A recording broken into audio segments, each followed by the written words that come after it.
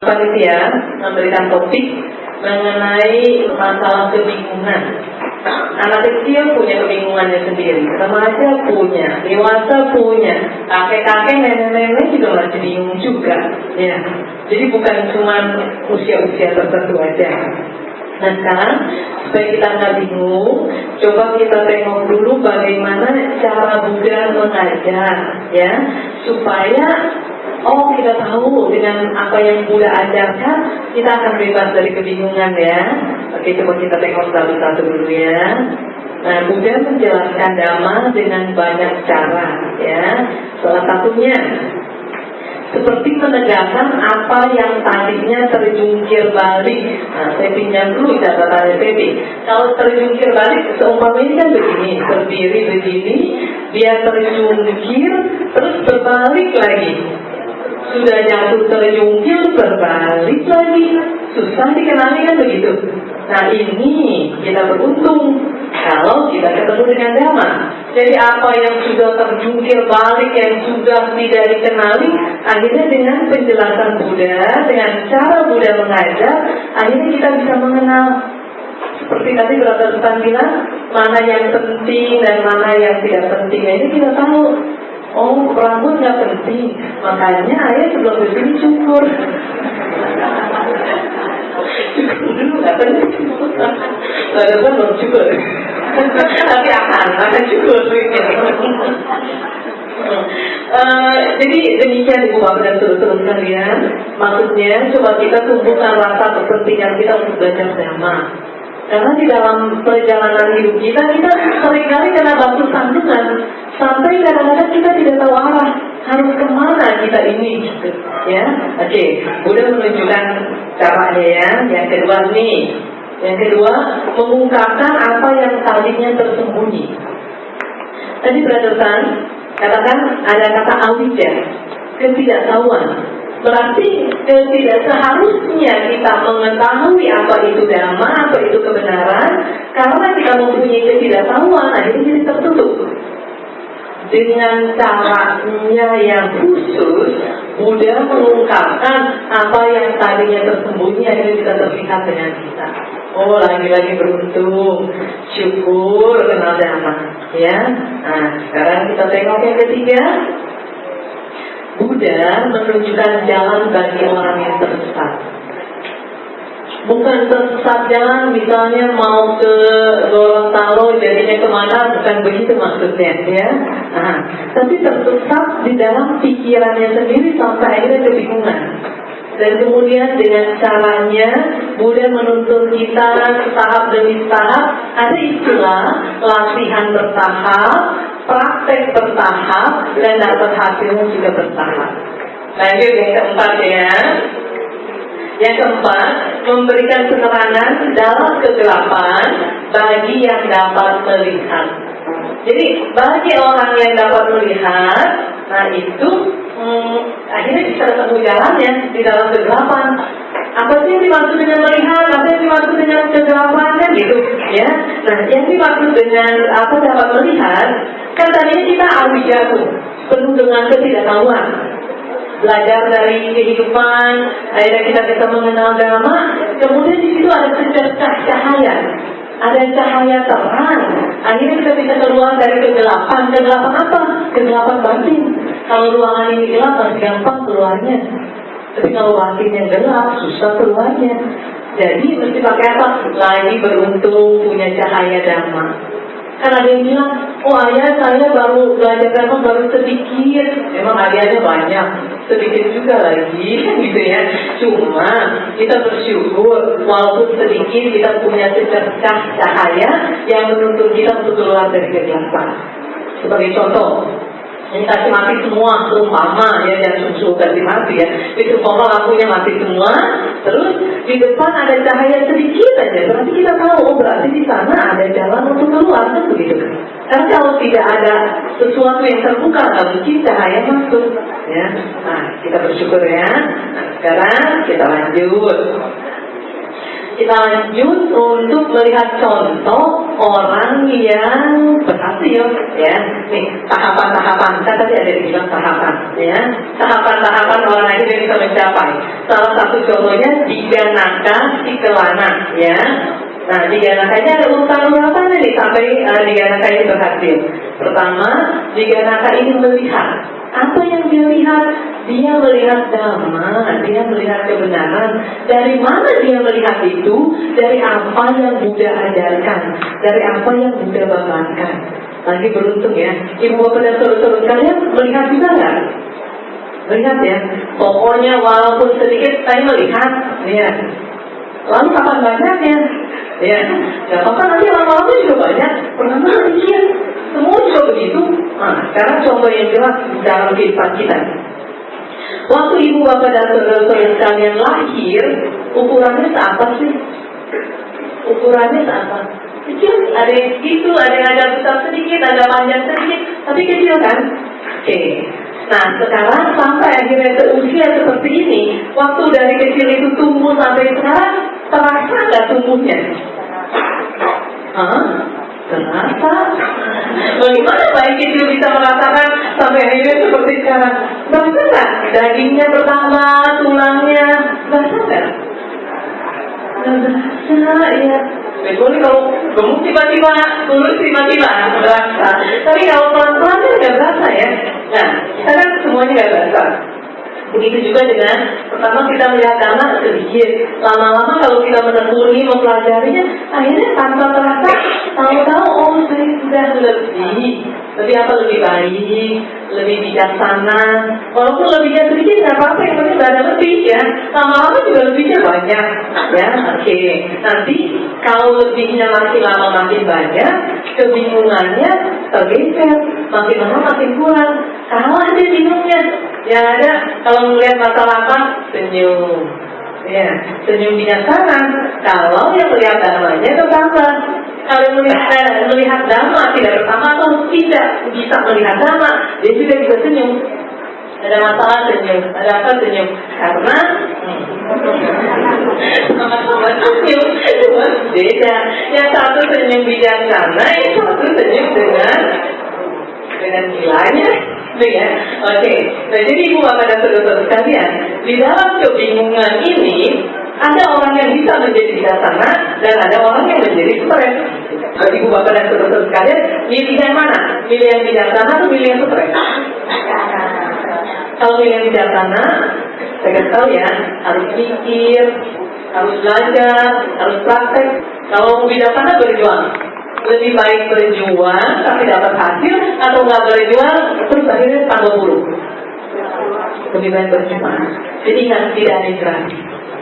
Semua harus kita perjuangkan. Ada yang berpikir gini, kalau orang gila melakukan kesalahan, katanya nggak kena karma buruk, betul nggak?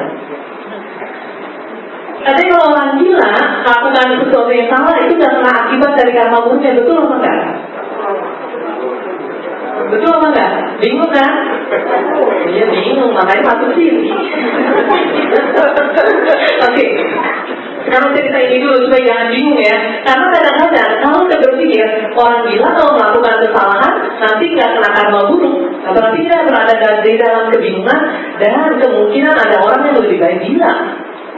Kalau melakukan apapun nggak kena karma buruk, nggak kena hukum negara, gila kan begitu. Sekarang mau milih yang mana? Milih yang gila atau waras? Tapi nggak kena hukum loh. Tetap nggak mau ya. Ibu bapak dan saudara sekalian, orang gila pun tetap kena hukum karma. Karena segala sesuatu mesti dilakukan atas kehendaknya. Coba perhatikan orang gila. Kalau ya orang gila ya, ada orang gila yang kita baik pun dia tetap marah. Tapi ada orang yang gila, yang kita baik dia bisa baik, betul nggak? Ya. Kemudian ada orang gila, kita diam-diam ya dia juga diam. Kemudian kita kasih apa ya, usil sama dia, bikin apa, bikin dia kesel, marah nggak orang gila? Orang gak gila marah nggak? Sama. Sama. Gila nggak gila ini kan marah kan begitu. Jadi intinya ada kesamaan, segala sesuatu mesti dilakukan atas kehendak. Jadi orang gila pun kena hukum karma. Jadi jangan ada ide orang gila nggak kena hukum, karma tenang.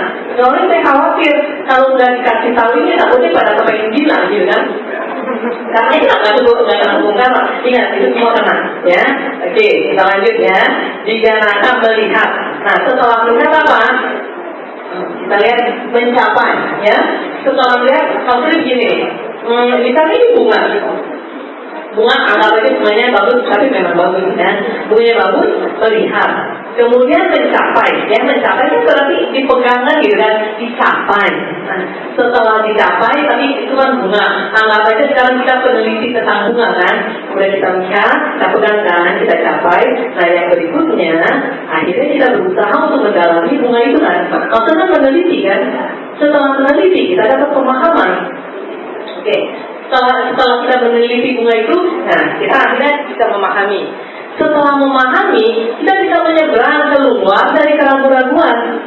Tadi ragu-ragu, bunga ini kandungannya apa, jenisnya apa, manfaatnya apa. Setelah tahu, kita keluar dari keraguan-raguan, kita sudah punya kepastian. Nah, sekarang kita tarik ke dhamma ya. Kalau kita melihat dhamma, kemudian kita mulai meraihnya lagi, lebih dekat lagi dengan kita, kemudian kita berusaha mendalaminya, akhirnya kita paham. Ternyata ini tuh yang dimaksud dhamma, ini yang namanya kebenaran. Akhirnya kan kita tidak tertipu lagi dengan ilusi, tidak tertipu lagi dengan pikiran-pikiran kita yang menyesatkan. Nah dari situ kita akhirnya bisa menyeberang. Enak gak sih? Coba bayangkan ya, menyeberang keluar dari keraguan-raguan. Jadi orang yang berdiri dengan mantap, mengambil keputusan mantap, berpikir mantap, berbicara mantap, enak gak? Enak banget ya. Mau gak? Pasti bisa gak? Bisa, pasti bisa. Soalnya kan semua dari kita punya benih-benih untuk menjadi bisa gitu. Oke ya, jadi yakin ya, kita pasti bisa. Kalau kita mau masuk urusan sana. Kalau bagaimana kalau kita tetap mau di dalam posisi orang bingung, lebih bisa lagi, ya. Karena nggak payah-payah keluar, gitu. Sudah diam aja di situ ya. Tapi kalau kita mau keluar dari sana, kan harus ada usaha. Oke, setiap usaha membuahkan hasil, ya. Nah, setelah menyeberang dari keraguan, ada lagi nih. Setelah menyeberang dari sana, baru menyeberang dari keraguan, akhirnya kita mampu mengakhiri kekacauan pikirannya kita. Tadinya ragu-ragu, menyeberang, akhirnya kekacauannya ditinggalkan. Ya, kita serius banyak sama kekacauan yang biasa mengacaukan pikiran kita. Indah banget ya hidup seperti itu ya. Nah, kita lanjut ya. Setelah itu apa nih? Akhirnya memiliki keberanian. Memiliki keberanian, dhamma adalah dhamma.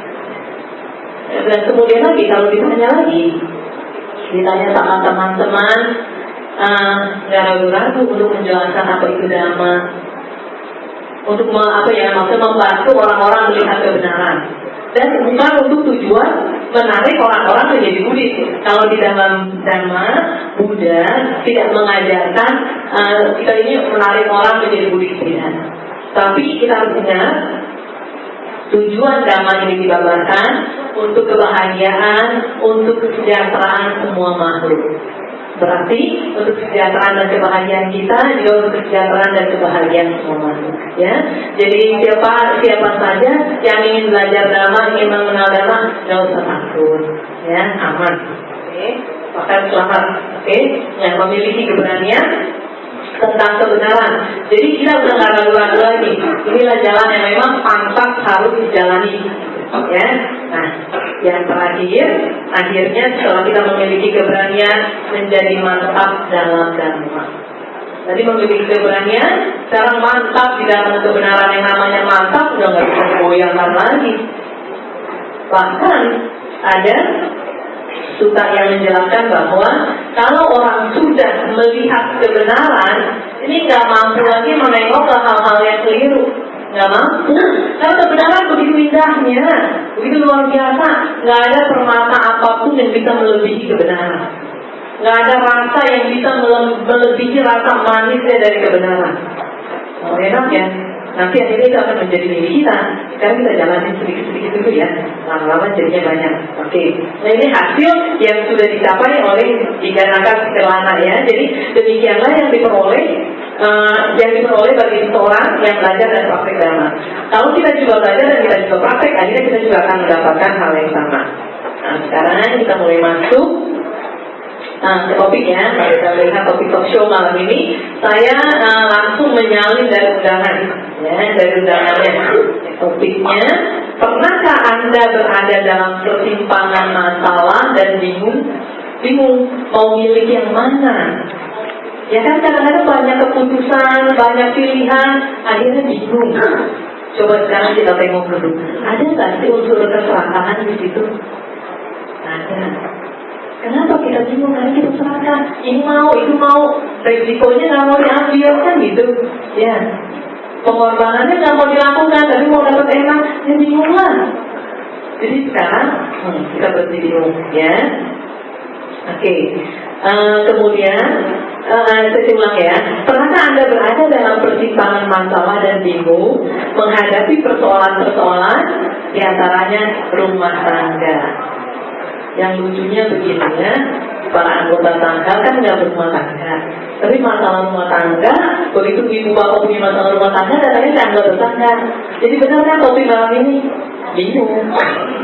Itu nggak berumah tangga ditanya masalah rumah tangga, tapi kok tahu juga ya? Bingung lagi.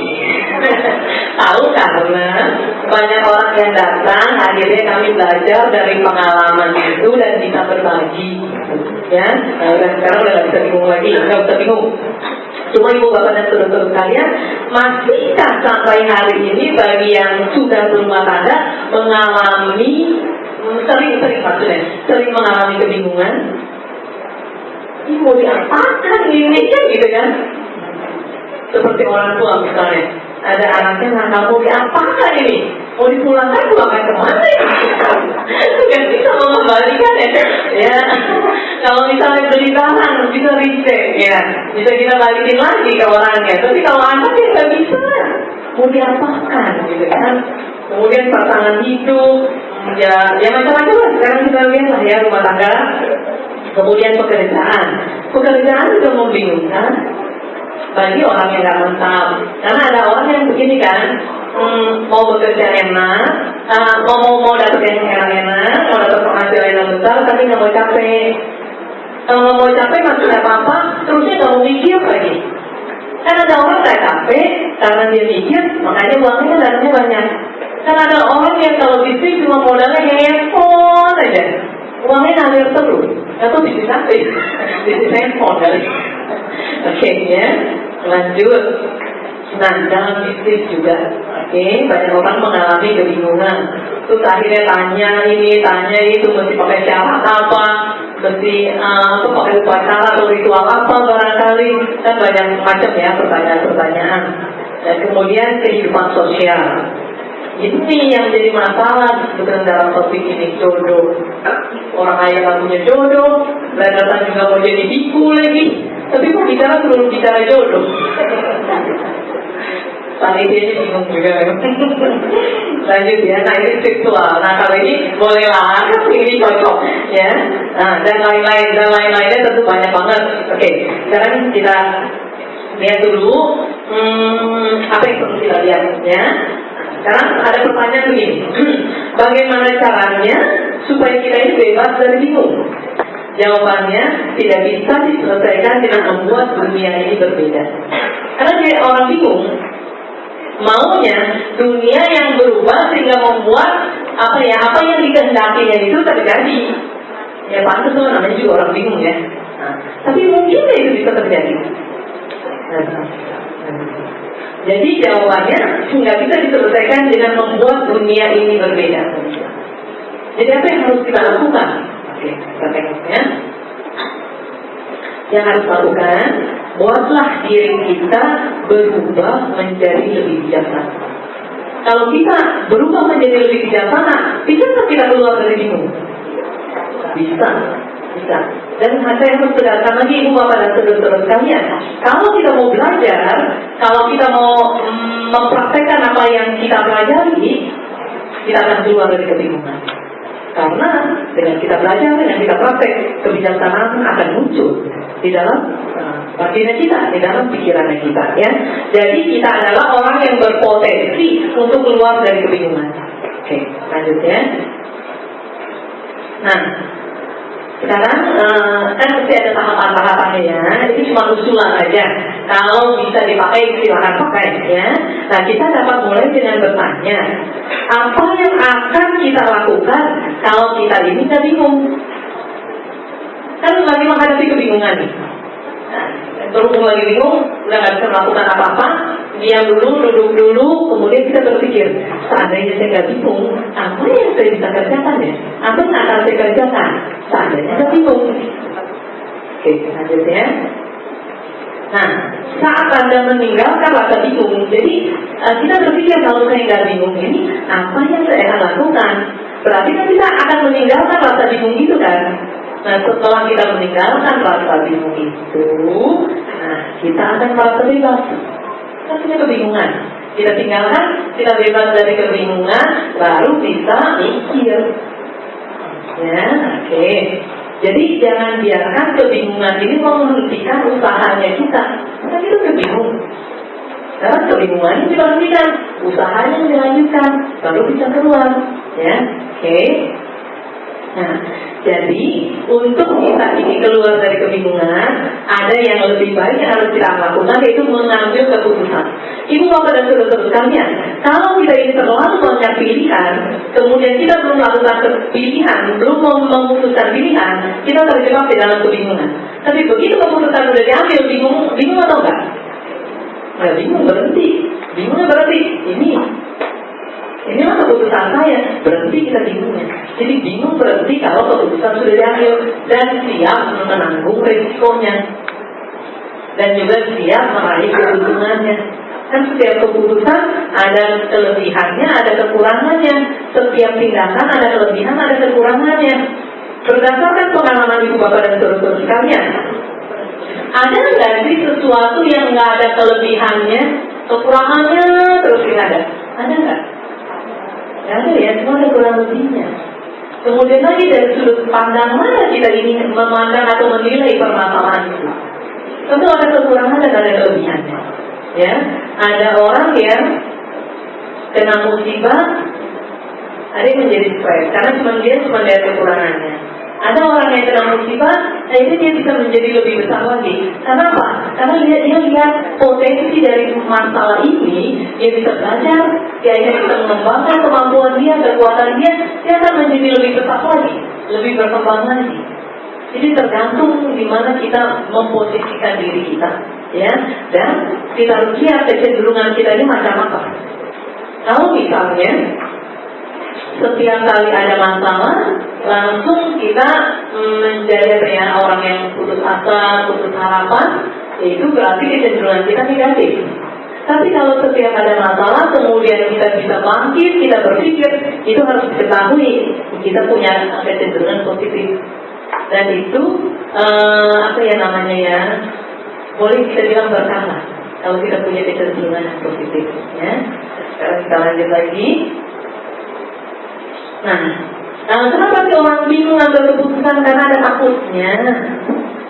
Di sini dibilang takut itu penting untuk menjauhkan dari bahaya. Benar nggak? Ketakutan itu ada ada manfaatnya. Benar ya? Takut itu penting supaya kita jauh dari bahaya. Kan ada takut akan akibat perbuatan salah. Penting. Iya. Ini bilang ciri otak ya. Otak ini dengan takut akan akibat perbuatan salah. Nah, ibu bapak dan saudara sekalian, tapi kalau ketakutan itu nggak masuk akal, itu bisa menghalangi kemajuan. Jadi kita lihat, ini kita takutnya apa nih? Takut akan akibat perbuatan yang salah, oke. Tapi kalau kita punya takut yang berlebihan, takut ini, takut itu sampai akhirnya kita berhenti melangkah, itu udah kelewatan. Itu tidak boleh dilakukan. Jadi ketakutan pun harus dipilah-pilah. Ketakutan mana yang bermanfaat dan ketakutan mana yang tidak bermanfaat. Yang tidak bermanfaat tinggalkan segera, kalau nggak bermanfaat mau ngapain? Ya, hanya menghentikan langkah kita aja. Ya, jadi sebaiknya kita menyadari, jauh lebih baik kita menyadari pilihan-pilihan yang ada. Pilihan-pilihan kan dalam kebingungan itu ada bingung memilih. Lihat aja pilihan-pilihan ini udah kelihatan. Kemudian kita lihat lagi di mana ada kekurangan dan kelebihannya dan sesuaikan dengan kondisi kita. pilihan mana yang bisa kita lakukan dan pilihan mana yang kekurangannya masih bisa kita tanggung. Yang kekurangannya masih kita bisa antisipasi, yaitu lakukan pilihan. Ya, jadi berhenti bingung. Ya, oke, bisa kita lanjut ya. Lagi. Nah, kenapa sih orang-orang kadang-kadang terus berada di dalam kebingungan? Karena dia mengunci diri di dalam zona yang nyaman itu. Kalau nggak berubah, kan di dalam posisi yang seperti itu, posisi yang paling tidak sudah aman menurutnya. Karena mengunci diri di dalam itu nggak bisa bergerak dia, macam kakap dalam tempurung nggak bisa bergerak, nggak dapat kemajuan, nggak dapat pengetahuan lagi yang lebih.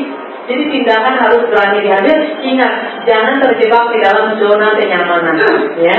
Oke. Nah, ini yang mungkin nggak enak didengar barangkali pada awalnya. Seseorang harus menemukan jalannya sendiri untuk keluar dari kebingungan. Jadi harus menemukan jalannya sendiri. Kenapa sih? Kok ayah nggak mau kasih tahu aja, pelit amat gitu. Kenapa saya harus keluar sendiri? Karena yang bingung itu Anda, bukannya ayah. Gitu. Kalau ayah bingung ya ayah keluar sendiri gitu ya. Nah, siapa yang bingung dia harus keluar sendiri. Karena kan pikiran gini ya, orang bingung kan terada terjebak di dalam pikirannya sendiri. Bagaimana mungkin orang lain mengeluarkannya, mesti sendiri yang keluar, ya. Nah, ini harus dipahami ya. Oke. Masalah dena, masalah tekadnya itu bisa didapat dari mana-mana, dari buku, dari diskusi, tanya sana, tanya sini, ya itu bisa didapat ya. Tapi jalan harus ditemukan dan ditempuh sendiri. Jadi ibu bapak dan saudara-saudara sekalian, kalau kita melihat ini, kita harus mengerti bahwa kita ini apa yang maksudnya diperlakukan manusiawi gitu.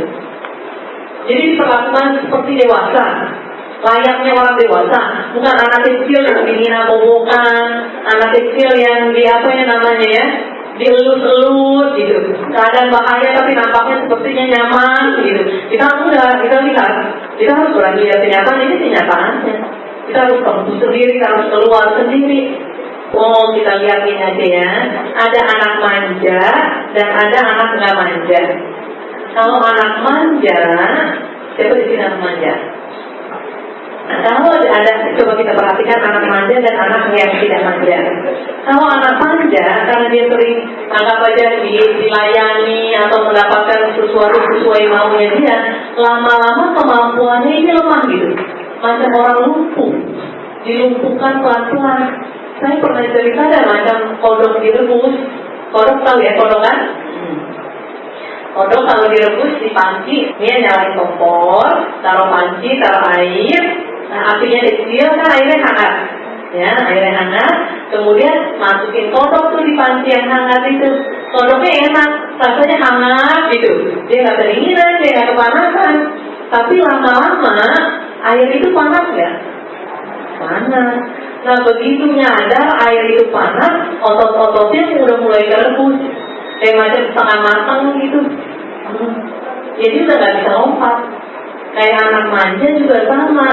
Akhirnya lumpuh, dia udah nggak bisa lompat lagi, dia nggak bisa bergerak lagi. Jadi ibu bapak dan saudara-saudara sekalian, dengan tuntunan bahwa kita menemukan denahnya, ada diberikan denahnya, tapi jalannya harus ditempuh sendiri. Itu kita melumpuhkan kemampuan atau meningkatkan kemampuan kita? Meningkatkan kemampuan kita. Dan kemampuan ini harus kita tingkatkan terus sampai mencapai puncak kesempurnaannya. Dan bisa dicapai. Itu bukan sesuatu yang tidak bisa dicapai. Ibu bapak dan saudara-saudara sekalian, bisa nggak sampai memaksimalkan kemampuan sampai puncak kesempurnaannya? Coba bayangkan, pikirkan dulu, bisa nggak? Bisa ya? Nah, kita semua kan bisa. Yakin? Jadi setelah kita analisa, kita pikirkan bahwa itu adalah bisa, ya kita harus yakin di dalam situ.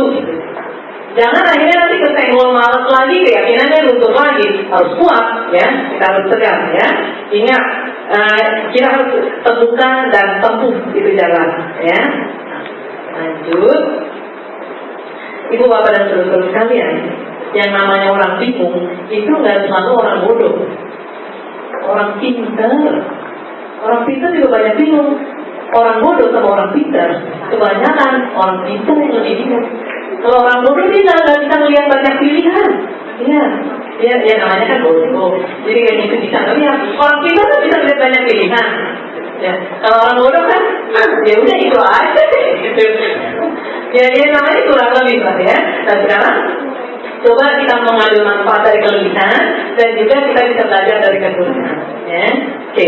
Jadi terkadang kepintaran dan emosi itu dapat mempersulit keadaan yang ada. Udah pintar, emosional lagi, saya ini. Kalau orang bodoh emosional masih mendingan dikit. Gitu. Buat orang lain, buat dia parah, ya. Yang namanya bodoh kan gitu ya. Oke, lanjut. Nah, seseorang yang bisa beradaptasi dengan kenyataan, pasti dia nggak memperoleh masalah. Apa sih yang dimaksud beradaptasi? Beradaptasi ini sama angin-anginan beda? Atau lihat arah angin? Arah angin kemana? Itu sana, itu sini. Nah, itu bukan orang yang dimaksud. Ya, jadi seseorang yang bisa beradaptasi dengan kenyataan pasti tidak memperoleh masalah. Tapi kalau orang yang lihat angin ke sana, angin ke sini, dia tidak memperoleh masalah untuk orang lain dulu, tapi pertama memperoleh masalah buat dirinya sendiri. Setelah itu, ya orang lain menjadi rumit kalau berurusan sama orang yang angin-anginan. Ya, oke. Oh, saya jelaskan, yang maksud beradaptasi ini, kita tetap kuat, kita tetap mantap di dalam pilihan kita, berada di dalam kenyataan, berada di dalam kebenaran, tapi juga lentur gitu. Karena kehidupan dinamik kan, kehidupannya kan selalu berubah kan gitu. Jadi kita bukan angin-anginan, menyesuaikan dengan memang kondisi yang selalu berubah, ya. Jadi lentur tapi mantap, atau mantap tapi lentur, ya. Oke. Kalau yang cuma mantap doang terus kuat, bisa patah nggak nih? Patah. Banyak orang yang sedang berjuang patah di tengah jalan karena kaku. Oke, siapa yang di sini menjadi orang yang kaku, sifatnya kaku? Siap-siap patah. Ya, kalau nggak siap patah, lebih parah lagi gitu. Udah patah nggak siap, kan lumayan kalau patah tapi siap gitu.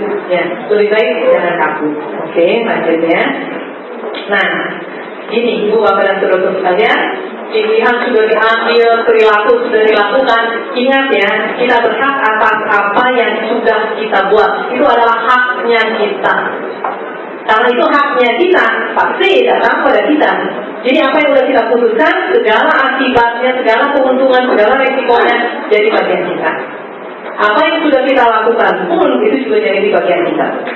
Yang baik maupun yang buruk, kita punya hak untuk menerima itu. Dan hak itu tidak bisa dialihkan. Dia warisan misalnya ke anak cucu malah bisa. Oke, ya. Kalau nggak punya cucu, mau diwariskan kemana ya? Nah, ya warisannya semua ke diri sendiri. Oke, lanjut. Nah, kebanyakan kalau giliran kenyataannya yang jelek itu sering ditolak. Kalau karena buruk berbuah, keadaan atau gini, kita udah ngambil keputusan, kita lakukan sesuai apa yang kita putuskan, ternyata hasilnya tidak baik, seringkali kita menolak. Kalau menolak kenyataan, itu artinya kita mempersulit keadaan. Udah keadaan lagi buruk, ditolak pula, ya tambah buruk lah. Contohnya begini, seandainya ini kalau keadaan buruk kan keadaan yang menyakitkan, ya. Umpama ini ada tombak lah, tombak tahu ya, tombak datang, karena kalau misalnya kita menolak, berarti kan menolak kan ada tenaga dorong kan, tambah masuk dalam tombak itu, tambah masuk, tambah tajam, tambah menyakitkan. Jadi kalau ada bagaimana? Oke, dia ada, kita nggak usah tolak, terima kenyataan, ini haknya saya. Karena segala sesuatu berproses dan akhirnya ya kembali lagi kan gitu. Ibu bapak dan saudara sekalian, kan berarti setiap yang kita lakukan, setiap yang kita putuskan itu adalah haknya kita. Jadi kita harus ngerti bahwa kita ini akan banyak menerima haknya kita. Yang baik kita terima, yang tidak baik juga kita terima. Coba tolong dihitung, banyak mana hak yang sudah kita buat, yang baik atau yang buruk?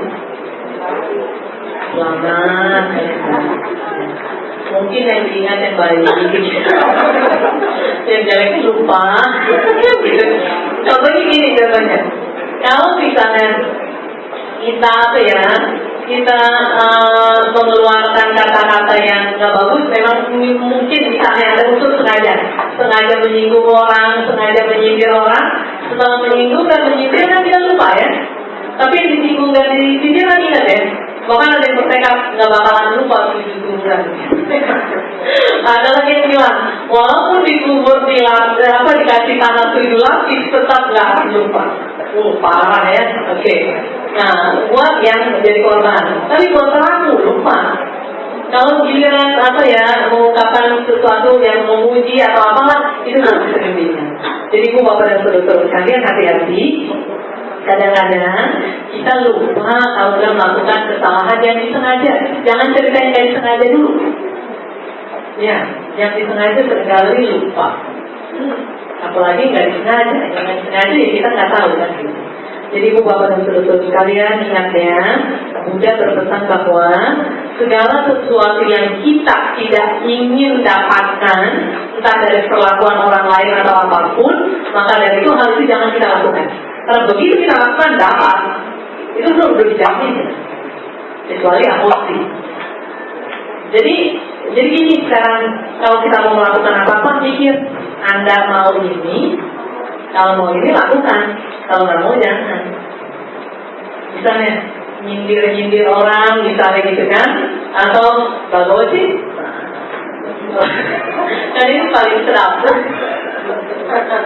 Kalau misalnya senang bergosip, kita mikir, emang mau kalau digosipin orang, kalau nggak mau udah selesai, jangan lanjut.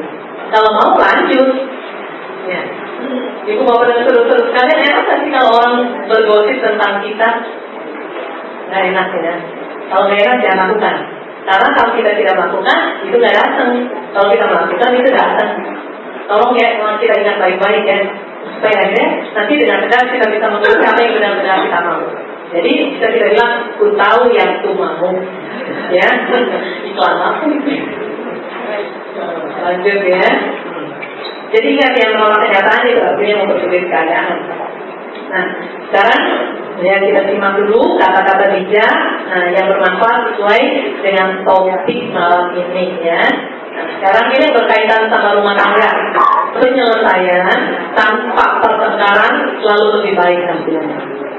Ibu bapak dan saudara sekalian, kalau di dalam rumah tangga ada masalah, bermula masalah ini dibahas biasa aja, ada santai, pelan-pelan, lama-lama memanas ya. Karena pendapatnya berbeda, memanas. Timbul nggak pertengkaran? Ya, masalah yang lagi dibahas belum selesai, udah bikin lagi yang baru. Itu artinya dasar memang mau menderita. Kalau nggak mau menderita kan nggak begitu ya. Nah, ibu bapak dan saudara sekalian, kita punya nggak pola perilaku yang memang senang menerima penderitaan? Seandainya punya, kita tinggalkan. Nah, ciri-cirinya, kalau persoalan itu diselesaikan dengan cara yang baik, nah sesuatu yang baik itu selalu meninggalkan kebaikannya. Kalau masalah diselesaikan dengan pertengkaran, kan ada tuh jejak yang ditinggalkan dari pertengkaran. Misalnya umpama ini ya, pasangan hidup, misalnya suami istri, ada masalah diselesaikan dengan cara bertengkar. Kan kadang-kadang jadi macam orang wipassana, diam gitu. Tapi nggak meditasi. Kalau meditasi kan, meditasi wipassana kan diam. Kalau cuma bedanya kalau yang wipassana, barangkali diam tenang, dia banyak pengalaman, ya, perlu kesadaran. Tapi kalau yang diamnya suami istri, diam tapi panas ya. Jadi ibu bapak dan saudara sekalian, kalau memang ternyata bisa diam, lebih baik kemampuan diam itu dipakai untuk meditasi. Ya. Jangan kemampuan diam itu untuk marah kan gitu ya. Jadi ternyata banyak orang yang selama ini bilang, oh saya nggak bisa diam kalau meditasi. Tapi kenapa kalau bertengkar sama suami istri bisa diam? Jadi sesungguhnya punya potensi untuk diam. Jadi jangan pernah bilang lagi saya tidak bisa diam kalau meditasi. Pasti bisa. Ya, karena sudah apa maksudnya sudah latihan kan di rumah masing-masing kan? Oke, kita lanjut ya. Nah, kan namanya berumah tangga, kan orang rata-rata punya anak. Nggak punya anak juga mau ngangkat anak kan begitu. ya. Nah, ingat ya, kalau mau punya anak harus tahu juga saat anak-anak semakin besar pula waktu yang harus diluangkan untuk mereka. Jadi yang pikir pengen punya anak cuma lagi lucu-lucunya aja. Enggak, segala masalahnya, penyakitnya, ya semua satu paket. Ya.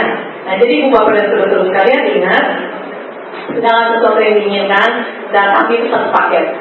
Seperti di Maribaya, kan banyak burung yang berkicau.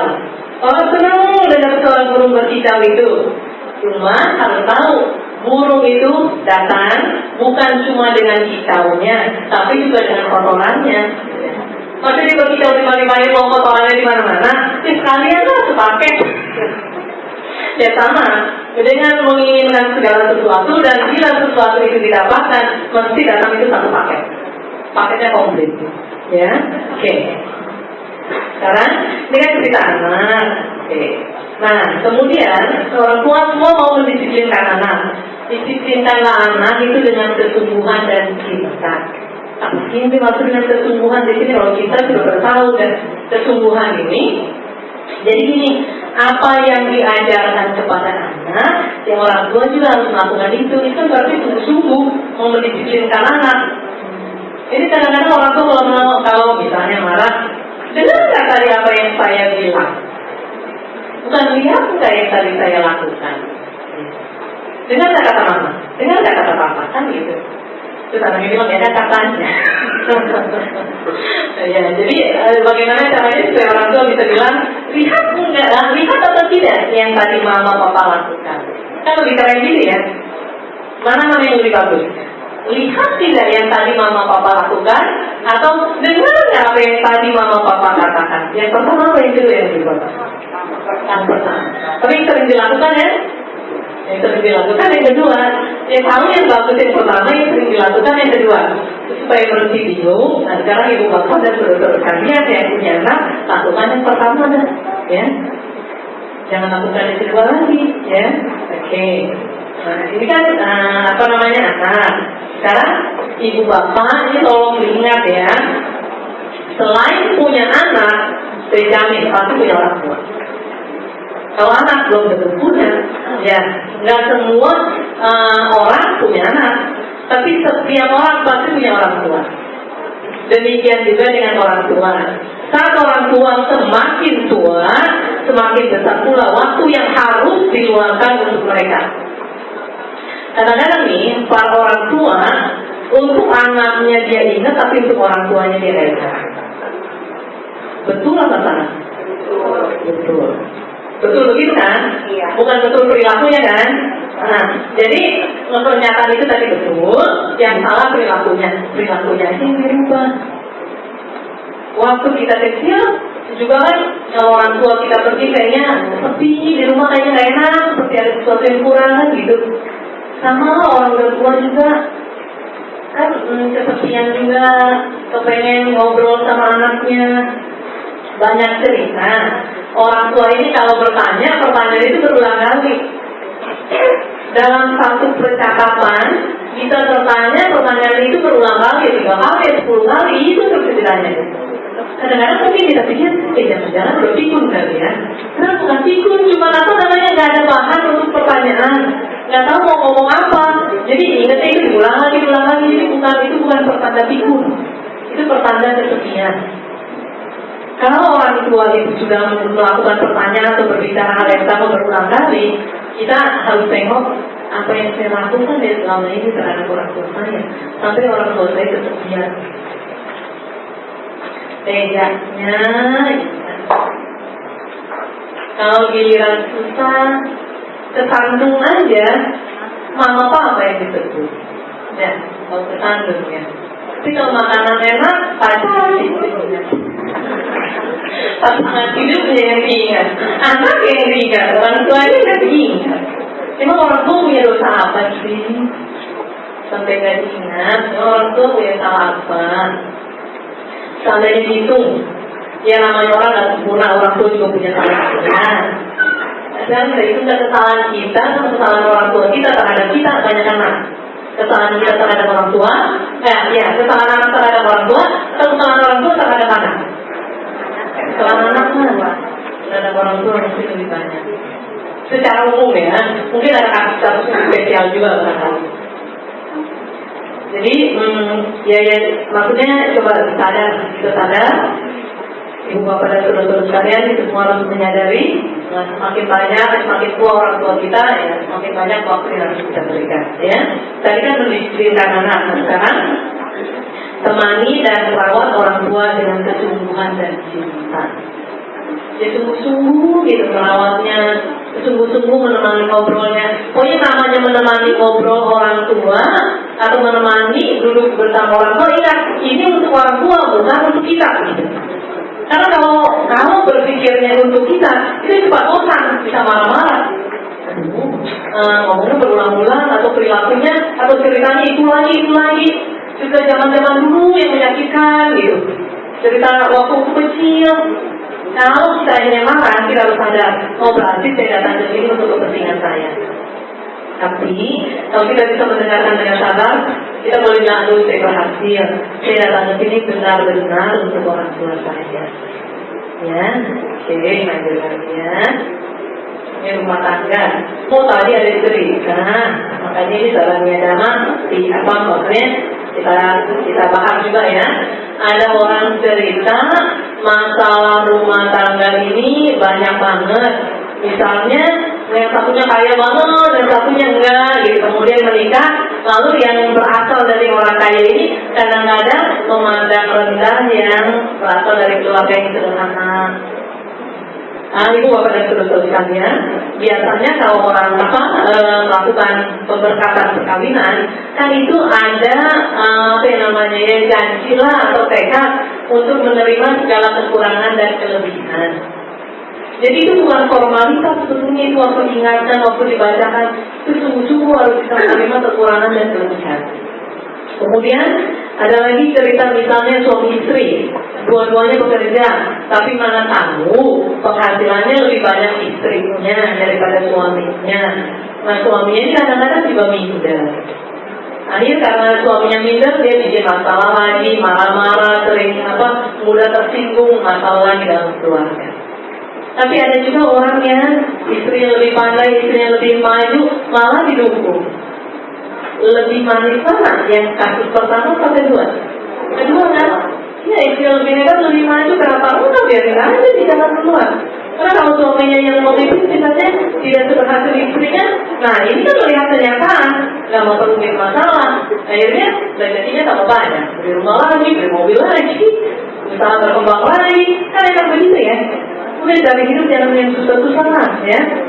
Nah, sekarang kita lihat bagaimana caranya supaya di dalam rumah tangga ini bisa rukun, penuh persatuan dan kesatuan. Ini ada di dalam sarannya Dama ya. Untuk bisa rukun, penuh persatuan dan kesatuan harus saling mencintai. Pastilah yang namanya pasangan itu kan menikah, ya mesti kan karena saling mencintai kan gitu ya. Oke. Kalau yang ini udah punya, saling mengingat. Mengingat ini bukan cuma di mana-mana ingat dia terus kerjaan lupa semua nanti, ya. Yang dimaksud saling mengingat ini bukan itu, gitu. Bukan hanya itu. Mengingat kebiasaannya, mengingat kekurangannya, mengingat kelebihannya, dan juga mengingat kekurangan dan kelebihan juga kebiasaan dirinya sendiri. Contoh, seumpama nih, suami kalau punya kebiasaan, kalau habis membuka box yang ada talinya sembarangan. Istrinya bisa mengingat kebiasaan suami, bisa terhindar dari terjerat tali tersebut kan. Kalau akhirnya nggak ingat, terjerat jadi masalah lagi, jadi ribut lagi. Nah suami juga demikian harus mengingat kebiasaannya. Itu kebiasaan yang nggak bagus, juga kebiasaan yang bagus pun harus diingat supaya bisa saling mempelajari. Ya, oke. Lalu lanjut lagi. Saling mencintai, saling mengingat, saling menghormati. Dari manapun dia berada, kalau itu sudah menjadi pasangan, harus dihormati sebagai pasangan hidup. Jadi ibu bapak dan saudara-saudara sekalian saling menghormati pasangan hidupnya enggak? Ada ya? Oke. Lanjut, saling menghormati, saling menolong. Menolong juga ada. Nah ini yang seringkali tidak ada ini. Saling menghindari perselisihan. Berkaitan dengan saling mengingat, kita harus mengingat, kalau kita mengucapkan kata-kata apa, dia menjadi marah, dia menjadi tersinggung, jangan ucapkan. Kalau dia bisa terhindar perselisihan, ini malah sengaja. Tunggu waktunya. Tunggu waktu yang tepat.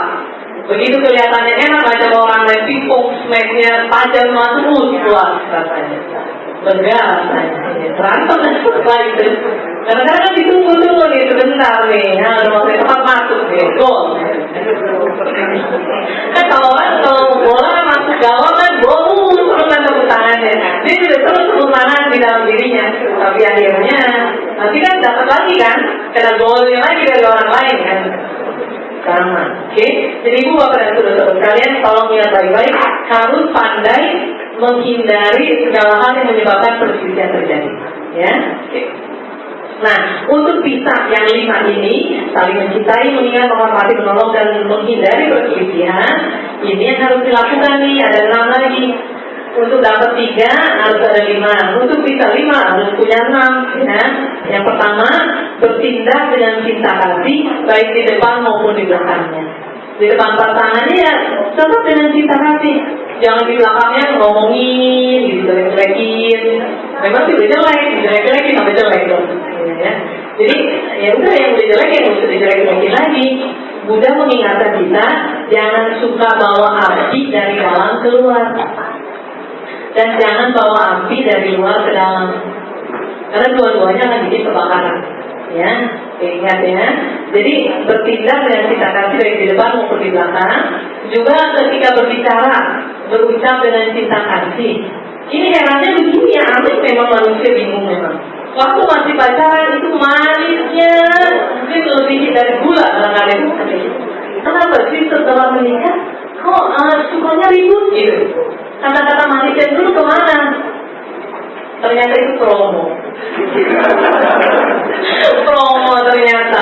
Kalau asli udah hilang ya. Kalau asli udah hilang. Kalau hilang berarti promo. Begitu kan, oh cuma makan ikan. Pertama dijual, ternyata kena harga normal. Bahkan ada di markup lagi dari pihak pedagang. Jadi kalau dapat pasangan jangan pakai promo lah, kasih harga pas aja. Jadi sering ada tipu-tipu gitu kan. Oke, lanjut ya. Nah, ketika berpikir dengan cinta kasih baik di depan maupun di belakang ya. Nah, apa yang dimiliki harus dinikmati bersama. Oke, lanjut lagi ya. Memiliki kemoralan yang baik. Misalnya istrinya bermoral, suaminya misalnya ada will, ini umpama kan. Nah, istrinya baik-baik nih, suaminya punya will. Kemudian istrinya pikir, oh dia bisa, dia juga bisa, marah. Ya itu namanya udah bermoral, ikuti yang gak bermoral, itu salah. Jadi sebaiknya istrinya udah bermoral, seumpama suaminya macam itu, nah, suami harus balik, harus ikut istri yang bermoral, ya, supaya baguslah bahtera rumah tangganya bagus ya. Yang keenam, harus memiliki pandangan yang benar. Jadi dua-duanya sama-sama mengarahkan diri untuk memiliki pandangan yang benar. Coba dicek, betul nggak dari 1 sampai 6, kalau ini dimiliki, hanya benar-benar kita bisa mencintai. Saling mencintai bisa nggak? Bisa. Kemudian yang kedua saling apa? Saling menghormat. Ya, nggak apa-apa mencintai mengasihi, ya oke ya. Saling menghormat. Yang ketiga, saling menolong. Pasti bisa. Nah, kalau yang keempat kan? Bagus saja. Ya, saling mencintai, saling mengingat, saling menghormat, saling menolong, dan akhirnya bisa saling menghindari perselisihan. 1 sampai 6 itu semua bisa dapat. Kalau itu dapat, pasti hidupnya rukun, penuh persatuan dan kesatuan. Kalau di rumah masih ribut-ribut, pasti rumusan ini belum masuk nih, belum masuk ke jalur ini. Jadi cepat-cepat masuk ke jalur ini ya. Mau nunggu apa lagi kan gitu. Oke, lanjut ya. Sekarang masalah pekerjaan. Nah, pekerjaan, ibu bapak dan saudara-saudara sekalian harus memiliki cara cerdas menghadapi perubahan dalam hidup dan bekerja. Dia harus pakai kecerdasan kita, ya, oke. Dan punya caranya, gitu. Nah, apalagi yang harus kita lakukan? Kita harus terus belajar mengembangkan potensi yang ada. Saya pernah dengar ada satu orang yang bilang begini. Kalau orang itu mau pandai bernyanyi, yang penting dia latihan aja, pasti bisa. Karena menurut perhitungan saya, mesti orang yang berbicara ini lagi kecil mesti suaranya jelek. Kalau dia manggung, orang bubar semua barangkali. Ya. Tapi karena dia terus latihan, akhirnya suaranya bagus. Ada lagi petinju kita, namanya siapa tuh? Petinju atau pokoknya atlet lah. Dia bilang gini, ketika ditanya mengenai kemampuan dia bilang masalah bakat itu cuma mempercepat cara kita belajar. Yang penting latihan. Kalau punya bakat nggak latihan, jadinya apa? Nggak jadi apa-apa. Kalau bakat itu cuma mempercepat cara kita belajar. Yang penting latihan. Jadi kalau misalnya kita belum bisa pun, kalau kita latihan, akhirnya kita menjadi bisa. Ya, oke. Demikian juga dengan mengembangkan potensi kita ya. Nah, kita harus lakukan pekerjaan dengan tuntunan yang ada di dalam ini pada zaman. Ya, ini pada 4 di sini. Yang pertama, melakukan pekerjaan harus dengan sungguh-sungguh dan gembira. Kita sudah memutuskan akan melakukan pekerjaan. Akan melakukan pekerjaan ini, kita harus lakukan dengan sungguh-sungguh dan harus ada kegembiraan. Tanpa kegembiraan kita nggak bisa sukses. Sekarang ini aja ibu bapak dan saudara-saudara sekalian buka toko tapi mukanya masak. Pembeli juga kayaknya malas lah, mendingan ke toko yang lainnya gitu. Tapi kalau wajahnya gembira, kan membuat orang lain juga kan gembira. Jadi berdasarkan bilang, kalau orang bingung membuat orang sekeliling bingung. Kalau orang yang gembira kan membuat orang sekeliling yang lain juga kan gembira kan gitu. Ya, oke. Yang kedua, lakukan dengan kesukaan dan kegembiraan disusul dengan melakukan pekerjaan ini dengan semangat, bukan bermalas-malasan, ya, dengan semangat. Yang ketiga, ya kita udah sungguh-sungguh, kita udah gembira, kita udah semangat, tapi mesti pakai pemikiran, mesti pakai perencanaan, cara kerjanya bagaimana, penataannya bagaimana, supaya ya enak dilihat, juga mudah diurus kan gitu ya. Nah, yang keempat, setelah melakukan dengan sungguh-sungguh dan gembira, kemudian semangat, kita udah juga memakai pemikiran, hasilnya kita analisa. Dari hasil yang kita kerjakan ini, mana kekurangannya dan mana kelebihannya, dan kita harus tingkatkan terus kelebihannya dan tinggalkan kekurangan itu. Tapi sebelumnya jadikan pelajaran, ya. Oke, ini mengenai pekerjaan. Kita lanjut lagi ke bisnis. Nah, untuk yang bisnis ini, bagi orang yang mau berusaha memulai bisnisnya, jadi kita harus ingat walaupun perlahan, pasti akan berhasil juga. Rata-rata kalau orang yang bisnisnya kuat, mesti itu dilakukannya secara perlahan. Bukan tiba-tiba besar, itu perlahan-lahan, ini bisnisnya kuat, ya. Oke, lanjut. Nah, jadi walaupun perlahan akan berhasil juga jika dilakukan dengan mantap. Jadi di dalam kegiatan ini, di dalam aktivitas berbisnis ini, kita harus menyadari adanya perbedaan besar antara aktivitas dan produktivitas. Karena ada orang yang berpikir, kok saya sudah kerja banyak-banyak, hasilnya nggak ada, gitu. Dia produktifnya kerjanya, gitu. Memang sih bisa mengeluarkan tenaga, daya upaya segala macam, tapi lihat ada hasilnya enggak, ya, jadi harus jangan bisa. Nah, kemudian pikirkan sebaik mungkin sebelum kita bertindak. Karena kadang-kadang kalau kita akan memilih bisnis atau sedang berjalan di bisnis, ini banyak sekali anjuran-anjuran yang orang lain berikan. Contoh ngebangun rumah aja. Karena banyak orang yang ngebangun rumah, kalau bisa teman-temannya nggak pada tahu dulu. Bukannya nggak boleh tahu, karena nanti kalau begitu tahu, nengok rumahnya, ada saran ini, saran itu, masukan itu, bikin bingung. Kemudian lo nggak mau datang dulu, nanti aja kalau rumahnya udah jadi, baru diundang datang. Belum lagi banyak feng shui. Semua teman punya ahli feng shui-nya masing-masing. Wah, pusing ya. Oke ya. Nah, jadi bahkan anjuran yang kelihatannya baik juga kadang-kadang dapat mendatangkan kerugian. Ya, lanjut lagi. Nah, yang sebaliknya kadang-kadang hal yang kita anggap jelek juga sebenarnya berguna. Ya, ibu-ibu, bapak-bapak banyaklah punya pengalaman ini. Sesuatu yang tidak menyenangkan terkadang dapat menjadi sesuatu yang menyenangkan juga. Banyak anak-anak muda ketika memulai entah kuliahnya, entah bisnisnya, kadang-kadang merasa ini nggak menyenangkan. Tapi setelah dia lakukan lagi, akhirnya menyenangkan juga. Akhirnya berhasil juga, akhirnya membawa manfaat juga. Ya, karena di sini juga sering terjadi perbedaan pendapat antara orang tua dan anak. Jadi coba anak juga harus dengar juga apa kata orang tua, karena orang tua juga punya pengalaman. Kamu nggak menyenangkan, lama-lama juga menyenangkan juga. Ya. Ingat ya, perubahan selalu terjadi, baik kita mengharapkannya atau tidak. Jadi jangan berpikir bahwa bisnis ini akan berjalannya seperti ini, terus belum tentu. Karena keadaan ekonomi, keadaan politik kan juga mengalami perubahan-perubahan. Ya. Oke, lanjut. Nah, oleh karena itu, kita harus memperhatikan perubahan-perubahan kecil sejak awal. Jadi ada perubahan-perubahan kecil dari awalnya harus kita perhatikan. Karena akan membantu menyesuaikan diri kita terhadap perubahan besar yang akan muncul. Dan pertama dia perubahan kecil-kecil, karena dia menumpuk lama-lama besar. Kalau kita sudah pandai melihatnya, selalu mencium ada gejala perubahan-perubahan, begitu perubahan terjadi menjadi besar, kita sudah siap. Nah, ini lagi kadang-kadang ada pebisnis juga pelit banget. Jika seseorang membantumu untuk mendapatkan keuntungan, maka dia pantas mendapat bagiannya. Jadi jangan kepengen untung sendiri aja. Kalau ada orang yang bisa menghasilkan uang yang banyak untuk kita, ya harus berbagilah. Kalau nggak berbagi, ditinggalkan lagi. Ya. Oke, lanjut lagi. Nah, ini untuk kehidupan sosial. Ibu bapak dan saudara sekalian, lebih baik hidup sederhana, penuh kedamaian, daripada hidup mewah penuh bahaya. Sama ini sejenis. Lebih baik makan rumput biasa tapi aman, daripada makan rumput manis akhirnya menyesal. Ada lagi yang sejenis juga. Lebih baik mendapat sedikit tetapi bebas, daripada mendapat banyak tapi terjangka. Banyak kasus yang sekarang ini yang terakhir. Banyak. Jadi dapat sedikit nggak apa-apa kan? Yang penting bebas. Lebih enak lagi dapat banyak dan bebas. Berarti kerja keras tapi bersih kan gitu. Ya. Oke. Nah, kenikmatan yang sekarang di buat sosial masih, kenikmatan yang diperoleh dengan tidak semestinya dapat membahayakan. Jadi ingat ya, segala sesuatu yang diperoleh dengan tidak semestinya mesti ada mengandung bahaya itu. Jadi jangan biarkan kerakusan menguasai. Kalau dibiarkan maka harus menanggung akibat dari kerakusan. Segala sesuatu ada sebab dan akibatnya. Siapa yang rakus, tanggung akibat kerakusannya. Yang nggak rakus ya, ya coba makan aja.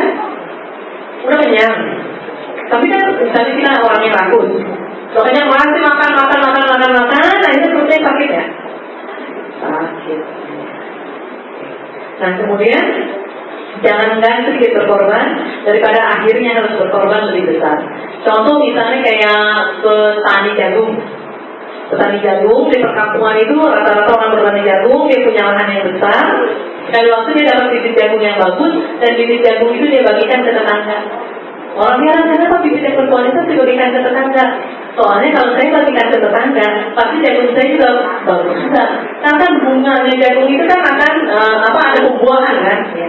Kalau jagung tetangga jelek, jagung dia jelek juga. Jadi berkorban sedikit kan dapatnya kan banyak.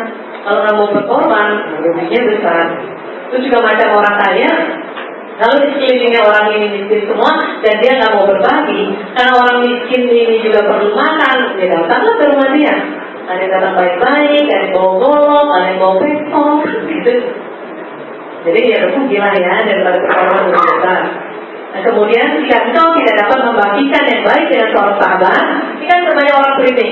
Sama teman-teman dia nggak bisa berbagi, tapi kalau dia bilang susah aja. Jadi mengapa kau mengharapkan dia mengambil bagian dalam kesulitan? Kalau nggak bisa berbagi, ya jangan berharap.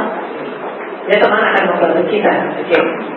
Nah, terus lagi di dalam pergaulan, nilailah berdasarkan siapa orang itu daripada dengan bagaimana rupanya.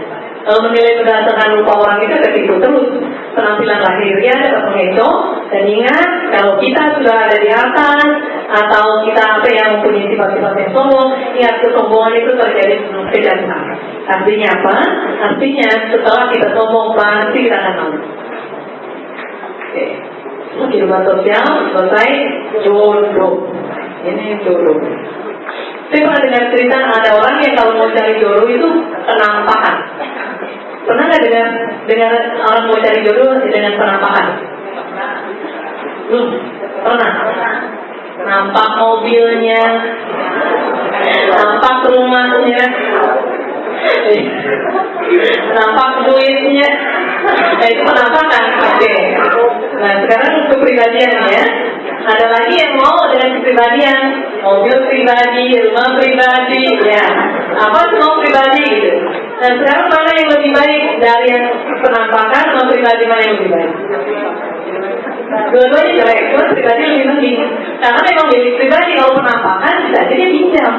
Ya, mobil mewah boleh sewa, kan gitu. Gonta ganti kan sih, datang ke rumah, pacarnya gonta ganti mobil disewa. Oke, ya. Nah, yang lebih bagus, ini lihat potensi. Ada satu orang, Surabaya. Nah, dia bilang yang suka dia banyak, yang kejar dia banyak. Orang-orang yang bawa mobil-mobil mewah datang ke rumah dia, tapi yang dia pilih orang yang bawa motor. Karena apa? Karena dia lihat ada potensi di dalam diri orang ini, potensi apa? Mau kerja keras, bisa hidup susah. Itu yang dia pilih. Sekarang kaya nih. Kaya dia bisa setia atau kaya lah sekarang dari Surabaya. Oke? Nah, sekarang ada lagi kriteria memilih pasangan. Dan akhirnya bahagia ya, harus memiliki keyakinan yang sama, kemoralan yang sama, kebijaksanaan yang sama, dan kemurahan hati yang sama. Lalu hidupnya bahagia. Oke, ya. Jadi jangan pilih yang penampakan dan yang pribadi ya, pilih yang ada potensi. Nah, sekarang spiritual. Nah, ingat ibu bapak dan saudara sekalian, bukan cuma ingat, barangkali sudah mengalami ya, kehidupan bukan jalan yang lurus dan mudah dilalui. Benar ya? Bukan jalan yang lurus dan mudah dilalui. Oke? Jadi karena kehidupan ini bukan jalan yang lurus dan mudah dilalui, maka kita jangan membinasakan pelindung kita. Kalau kita membinasakan pelindung kita, berarti membinasakan diri kita sendiri. Pelindung apa sih? Ingat, kita terlindung oleh karma kita sendiri. Kalau kita memakai waktu untuk melakukan karma-karma yang buruk, perbuatan-perbuatan buruk, berarti kita membinasakan kesempatan perbuatan baik dilakukan. Kalau itu sudah binasa, berarti kita membinasakan diri kita sendiri. Ya, jadi jangan pernah membinasakan pelindung sendiri ya. Oke, kemudian lagi, dengarkan suatu peringatan yang baik atau bayarlah dengan harga yang mahal. Contoh peringatan yang baik begini aja, jangan dari orang lah, dari pengalaman aja. Kalau misalnya kita melekat terhadap sesuatu dan akhirnya sesuatu yang kita lekat itu entah hilang, entah hancur atau apapun, pokoknya lepas dari kita, kan kita mengalami penderitaan. Belajar dari situ. Segala sesuatu yang dimiliki menimbulkan penderitaan, ya berarti kita harus belajar. Ini kita peringatan gitu. Kalau kita mengabaikan itu, jadi harus bayar dengan harga yang mahal. Begitu akhirnya terjadi, seumpama kita harus meninggalkan kehidupan ini, melanjutkan kehidupan berikutnya, karena kita melekat, betapa menderitanya seseorang yang pergi tapi pemelekatannya banyak banget. Itu harga yang dibayar mahal. Mahalnya di mana sih gitu? Mahalnya kalau mau meninggal, saat meninggal, kemudian dalam keadaan bersedih, dalam keadaan susah, ya lagi kok jalan yang menderita kan gitu. Nah itu harga yang harus dibayar. Oke, lanjut lagi ya. Nah, seperti yang diajarkan di dalam Buddhis, kita harus ehipasiko, membuktikan lebih berhasil daripada memaksakan pendapat. Jadi kalau kita bergaul, kita memberikan contoh kepada anak-anak untuk hidup menjadi lebih baik, ya ini kita harus kasih bukti ya. Karena kalau kita paksakan pendapat, ya ini kan terjadinya perselisihan. Lanjut lagi ya.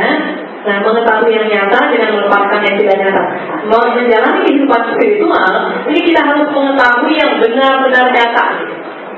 Ya, jadi untuk mengetahui yang nyata, kita harus berani melepaskan pandangan hal-hal yang keliru gitu. Pandangan-pandangan yang nggak nyata, yang baru katanya, itu harus kita lepaskan. Supaya kita bisa lihat dengan yang sebenarnya. Dan kita harus mau bersentuhan dengan realitas, bersentuhan dengan kenyataan. Berarti kita harus melepaskan diri dari ilusi. Akhirnya benar-benar bersentuhan dengan yang benar-benar nyata. Apakah itu? Ya dhamma, kebenaran. Kebenaran ini apa milik umat Buddha? Tidak, milik semua makhluk. Kebenaran adalah kebenaran. Oke, selanjutnya. Yang oleh karena itu, mari dengan tekun dan gigih raih hasil sebagai orang yang belajar dan praktek dhamma. Salah satunya seperti Vijana Kasih Kelana. Oke, terima kasih Ibu Bapak dan saudara-saudara sekalian. Semoga semakin hari kita semakin maju, berani melihat kenyataan, berani berjalan di dalam kebenaran hingga kita merealisasi nibbana. Sadhu.